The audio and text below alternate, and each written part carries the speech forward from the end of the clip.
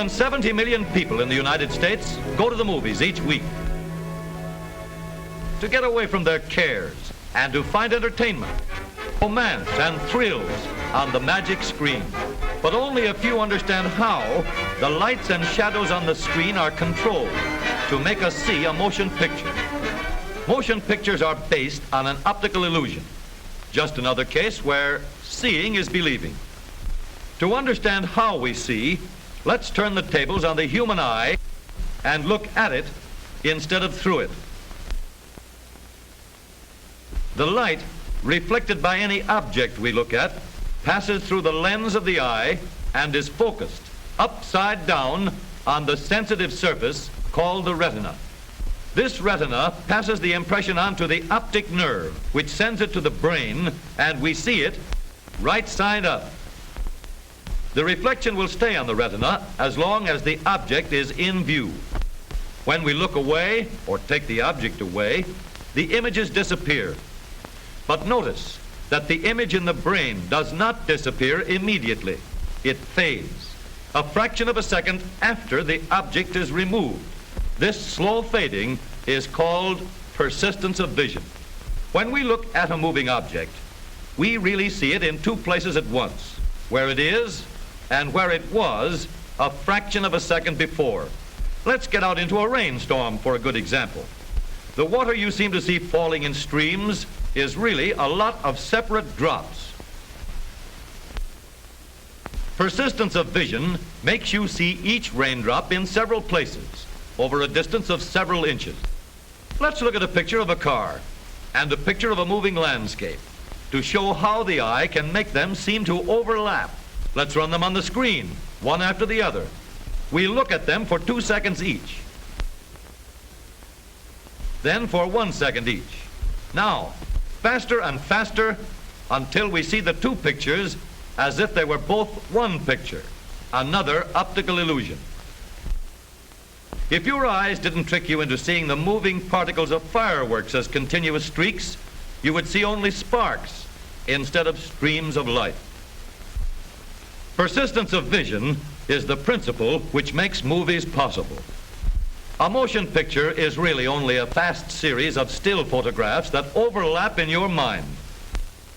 Tracings of two of these still photographs, placed one on top of the other, show that each of the two photographs has caught the press in a slightly different position.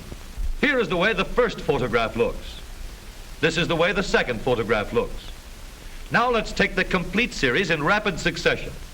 Faster. Persistence of vision makes us see two pictures at once.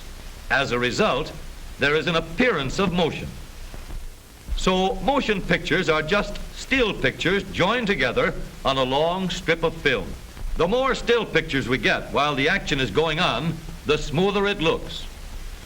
If we want to slow down the motion of something that goes fast, we speed up our camera and make, say, 5 times as many pictures per second.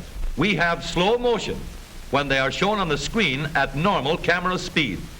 Now, here is a motion picture film, 1,000 feet, 16,000 separate photographs. Let's tidy up this tangle of film by putting it on a reel.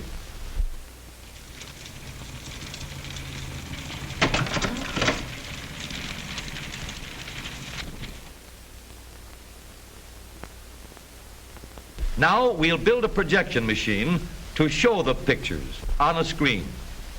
The film unwinds from the reel and rewinds onto another reel after it runs through the projector. To throw the picture on the screen, there is a bright light with a reflector behind it to send the light rays in the right direction and a lens to concentrate the light. The film passes a hole or aperture which lets the light go through only one picture at a time.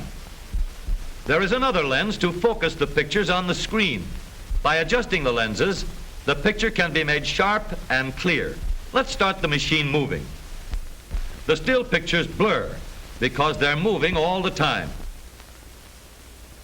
And this won't do at all. We need something to hold each picture still long enough for us to look at it in between the changes.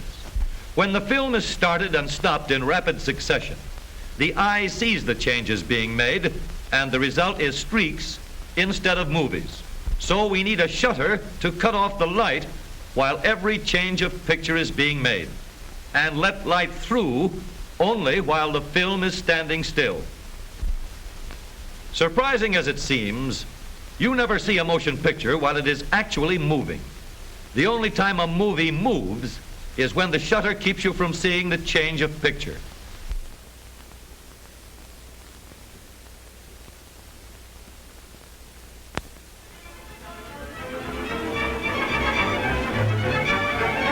Then we see it just the way it looks in real life.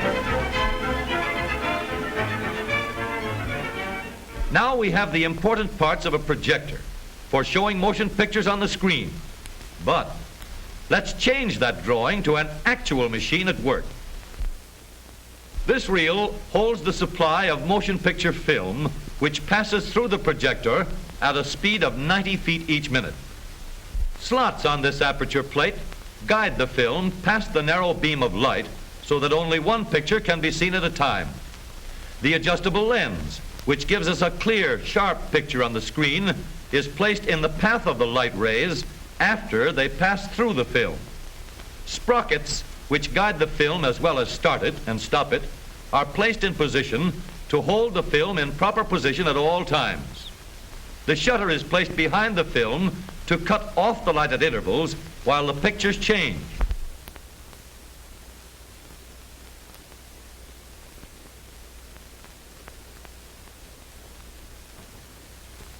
And now, when you see motion pictures, you get a true picture of what really happens. A picture that you could never see in any other way.